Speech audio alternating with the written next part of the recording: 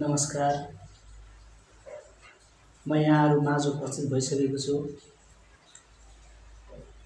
भोलि नेपाल र अमेरिकाको बिचमा म्याच हुन गइरहेको छ र सर्वप्रथम म सबैलाई अनुरोध गर्न चाहन्छु कि भिडियो हेर्ने जतिले कमेन्ट गरिदिनु होला र सेयर गरिदिनु होला। यो दुईटा काम चाहिँ नछुटाइ गर्नु होला।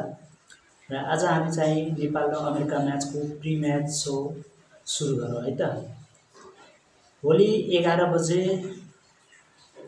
र 15 मिनेटमा नेपाल र अमेरिकाको म्याच सुरु हुन्छ दुबईमा, जुन चाहिँ क्रिकेट वर्ल्ड कप 2027 को लिग डिभिजन 2 का गेमहरू भइराखेको छ, जस अन्तर्गत नेपालले अस्ति हिजो खेलेको गेम अमेरिकासँग चाहिँ पराजित भएको थियो भने हिजो पनि युएईसँग पराजित भएको छ। 17 वटा गेमहरू खेलिसकेको छ, जसमध्ये 10 वटामा हार बेहोरेको छ भने 5 वटा जितेको र 2टामा रिजल्ट आएको छैन, अङ्क बराबर बाँडिएको थियो। र अहिलेको अवस्था हेर्दाखेरि नेपालमा क्रिकेटको क्रेज धेरै नै छ, तर नेपालले हालसालै T20 मा धेरै राम्रो प्रदर्शन गर्दै आएको छ, जसमध्ये नेपालले 2014 मा, 2024 मा र 2025 मा T20 विश्वकपमा प्रवेश गरिसकेको छ। तर नेपालले ओडिआई क्रिकेटमा हालसम्म राम्रो प्रदर्शन गर्न सकेको छैन। यसको कारण के त?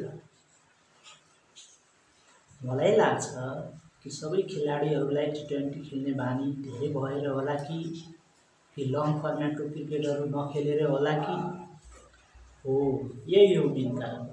लङ फर्मेटको क्रिकेटहरू नखेलेर खेलाडीहरूमा स्ट्राइक रोटेसन, जुन चाहिँ ओडिआई क्रिकेटमा सबभन्दा महत्त्वपूर्ण हुन्छ, स्ट्राइक रोटेसन र पार्टनरसिप, यो दुईवटा महत्त्वपूर्ण हो। जुन चाहिँ ओडिआई क्रिकेटमा 10 देखि 40 ओभरको गेम हुन्छन्, मिडल ओभरका गेमहरू, त्यसमा नेपाललाई अप गर्नुपर्ने, आफ्नो लेभललाई अपग्रेड गर्नुपर्ने, कसरी स्ट्राइक रोटेट गर्नु पर्यो, प्यासेन्स राखेर खेल्नु पर्यो हो।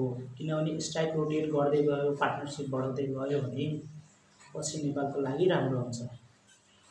र जुन खेलाडीहरू फर्ममा छन्, म सेलेक्टर्सहरूलाई अनुरोध गर्न चाहन्छु कि जुन खेलाडी अहिले करेन्ट अवस्थामा वर्तमानमा चाहिँ फर्ममा छन्, त्यो खेलाडी बितेका दिनहरूमा राम्रो नाम कमाएका खेलाडीहरू त्यसलाई मौका नदिकन जुन खेलाडी राम्रो प्रदर्शन गर्न खोजिराखेको छ, जुन अहिले राम्रो फर्ममा छन्, जस्तै अनिल शाहहरू भए, यस्ता धेरै खेलाडीहरू छन्, उनीहरूलाई मौका दिनु पर्यो।